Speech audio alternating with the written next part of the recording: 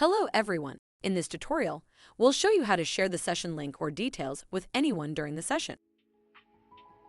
First, locate the session info icon in the bottom right corner of the Roombr interface. Click on it to access session details. A session details pop-up window will appear, displaying relevant information about the session.